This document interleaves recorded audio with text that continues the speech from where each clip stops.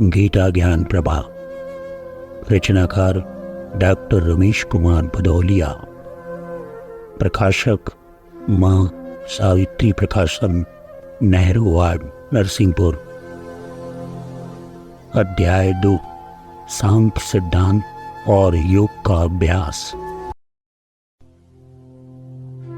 घनश्याम करेंगे शांत अगन, नव अंकुर आएंगे वन में।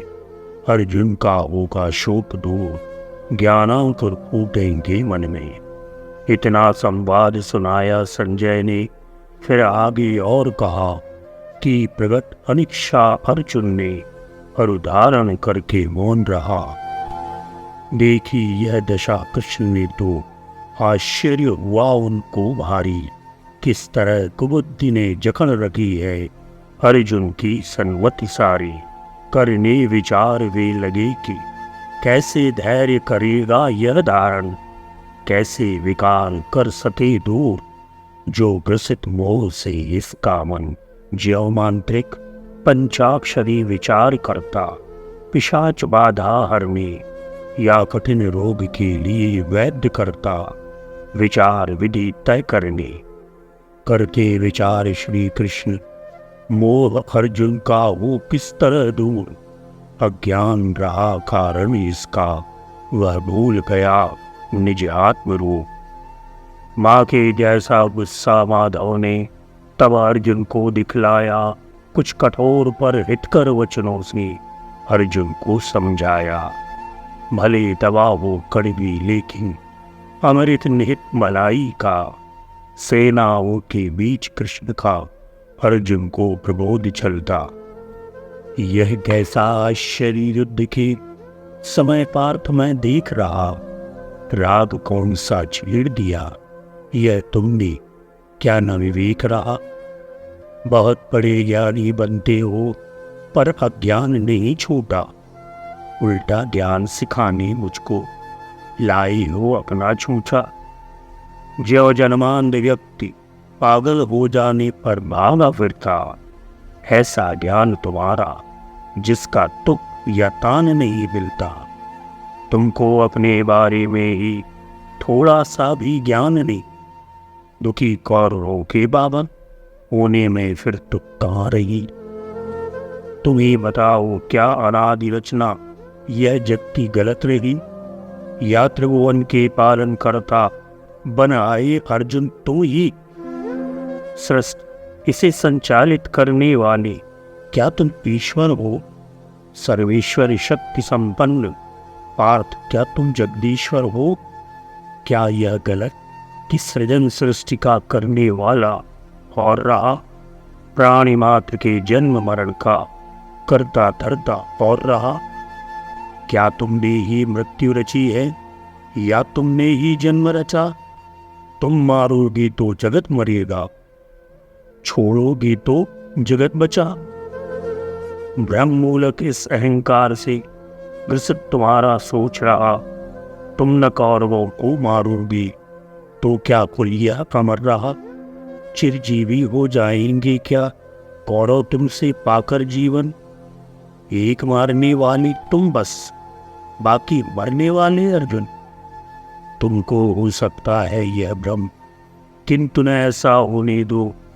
निश्चित है पहले से ही जो, उसे अबाधित होने दो।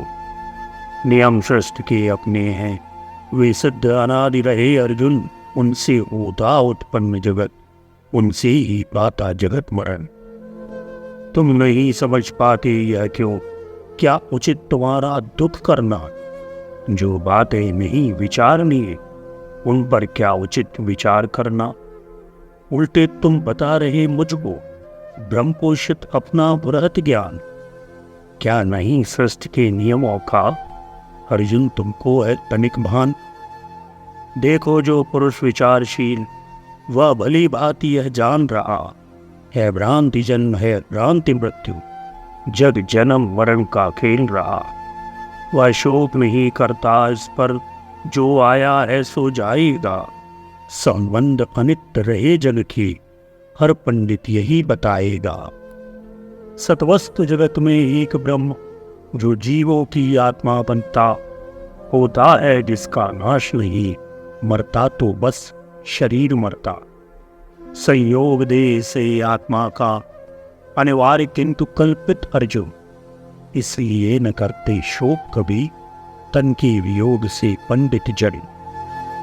अर्जुन तुम, मैं या ये नृपगण जो यहाँ सभी एकत्रित है, सब सदा रहेंगे ऐसे ही या मर जाएंगे नश्वर है? यदि ब्रह्म को दूर हटा दे हम तो सत्य प्रकट हो जाएगा। ये दोनों बातें हैं असत्य, यह स्वयं दृष्टि में आएगा। उत्पत्ति दिखती जो हमको विनाश जो दिख रहा, यह होता माया के कारण, माया का ये भ्रम जान रहा। आत्मा तो सबका एक रहा, आत्मा है नित्य है अविनाशी। जिस तरह हवा के चलने से जल पर तरंग बन जाती, उसमें भी कौन कहाँ जन्मा यह क्या बतलाया जा सकता।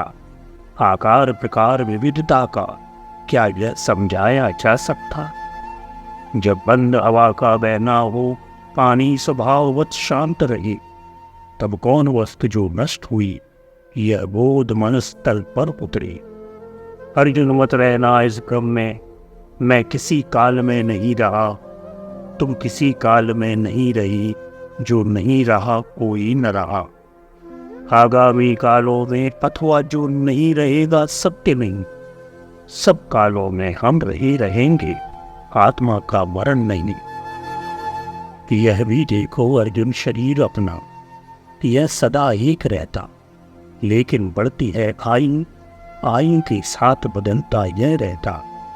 बचपन आता, फिर तरुणाई, फिर सहज बुढ़ापा आ जाता। परिवर्तन तो होते रहते, यह नष्ट नहीं होने पाता। ऐसे ही आत्मा के ऊपर उपजा करते हैं जो शरीर, वे हैं अनंत कालांतर में बनते मिटते रहते शरीर। यह सत्य जानता धीर पुरुष, वह नहीं मोह में पड़ता है। वह विगत शोक रहता अर्जुन, उसको दुख नहीं पकड़ता है। कौन ते इंद्रिया बना रही विषयोन्मुख मानव के मन को, विषयों के सेवन में पड़कर वह भोगा करता सुख दुख को। आसक्ति वो उपजाती है, अंतस विषय ही का ढक जाता। निश्चित न विषय रहते उसके, इस कारण वह दुख सुख पाता। ये विषय एक से रहे नहीं, पड़ता रहता इनका प्रभाव। सुख का अनुभव दुख का भान, ये करवाते समयानुसार। निंदा सुनकर विद्वेष जगे, गुणगान जगाए समाधान। है विषय यहाँ केवल सुनना, और ज्ञानेन्द्रिय दृष्टि रहा कान। व्यापक करती है शब्द विषय, हर इंद्रिय का है विषय फलक। जो रूप विषय बन जाता है, उसका प्रभाव है अनंत फल। दिखता है रूप कभी भीषण, या कभी दिखता वह सुंदर। भीषण है या दुख उपजाता, सुंदर जो लगता है सुखकर। है विषय त्वचा का परस ज्ञान, कोमल कठोर जिसते विभेद। संपर्क कभी सुख उपजाए मन में कभी खेद। जो विषय नाशिका का वह भी दुर्वास बने अथवा सुवास। रसना का रस जो विषय रहा, बन जाए सुख या बनी त्रास। यह बात विशेष इंद्रियों की, इनको प्रिय अपना विषय रहा। उसके सिवाय सारी जग में उनको अच्छा कुछ नहीं लगा। वशवर्ती रहे इंद्रियों के, अच्छा न शीत या घाम उन्हें। बाधा लगती हर अच्छाई, केवल अपने से काम उन्हें। संसर्ग विषय का ही अर्जुन, मौलिक स्वरूप को भ्रष्ट करे। आधीन इंद्रियों के होकर मानव जीवन नष्ट करे। जग का प्रपंच द्वंदात्मक है, हे पार्थ इसे तुम सहन करो। जग के सुख दुख समझूते हैं, यह सोचो इसको वहन करो। कैसे ये विषय रहे अर्जुन, इसका विचार यदि कर लें हम, तो पाएंगे ये मृगजल है, या सपने जिन्हें सजाए हम। इनका जितना ऐश्वर्य रहा, सबका सब झूठा या नकली। ये है अनित्य, इसको समझो, पाओ अपना स्वरूप असली। हे पुरुष श्रेष्ठ, जो पुरुष नहीं अधीन रहा इन विषयों के, और सुख दुख दोनों जीवन में जिसने अपने समान समझे, वह गर्भवास के संकट से पा जाता मुक्ति। सुनो अर्जुन, अविनाशी पद की योग्य रहा उस धीर पुरुष का जग जीवन।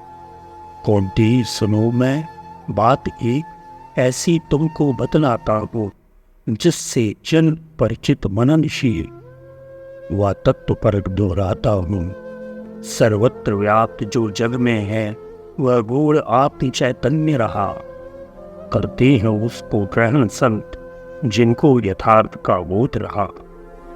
पानी में मिलकर दूध पार्थ जिस तरह एक हो जाता है, पर राज अंश में कोई ऐसा वह विषय अलग कर पाता है। अथवा सुनार भट्टी में रख पहले सोना पिघलाता है, फिर वह अशुद्ध सोने में से जो शुद्ध स्वर्ण पा जाता है। या दही मिलोकर मतनी से लेती ग्वालिन मक्खन निकाल, या भूसे को कर दूर प्राप्त करता किसान जैसे अनाज।